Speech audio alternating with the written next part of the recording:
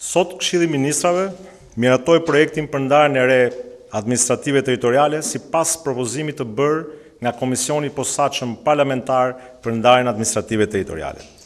Qëndrimi im për reformën administrative territoriale është i qartë dhe i prerë në mbështetje të propozimit të ardhur nga Komisioni.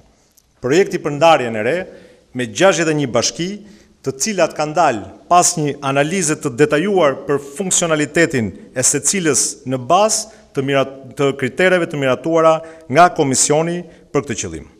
Së bashku me relacionin dhe mendimin pro të ndarjes, Këshilli i Ministrave do dërgojë në kuvend të gjitha materialet shoqëruese që kanë të bëjnë dhe që lidhen me analizën funksionale të gjithë bashkive të propozuara për hartën e re, si dhe me dokumentacionin e plot që lidhet me procesin e konsultimeve të kryer në gjithë Shqipërinë. Ky ishte një punë kolosale që u ngarkua nga Komisioni i Posaçëm për reformën territoriale dhe ne tashmë jemi gati me gjithçka për t'i dorëzuar Komisionit në mënyrë që të vazhdojë procesi i vendimarrjes në seancë plenare për hartën e re administrative territoriale. Faleminderit.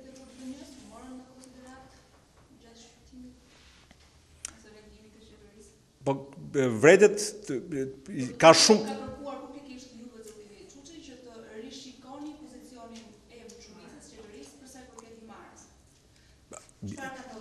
Atëherë, për sa i përket Himarës, vendimi jon ishte i qartë. Himara është një nga 58 zonat funksionale që janë krijuar në Shqipëri. Për ne Himara është pjesë e Shqipërisë, ashtu siç është që nga Shkodra dhe deri në Konispol, përveç, siç u thash, 3 zonave minoritare që për shkak të kritereve që ne vetë kemi vendosur, i kemi ruajtur përkatësinë minoritare të këtyre zonave. Himara është një pjesë e 58 zona funksionale dhe është krijuar për të krijuar një funksionalitet si bashki e ardhshme. Qëndrimi jonë për këtë ka qenë dhe mbetet i qartë.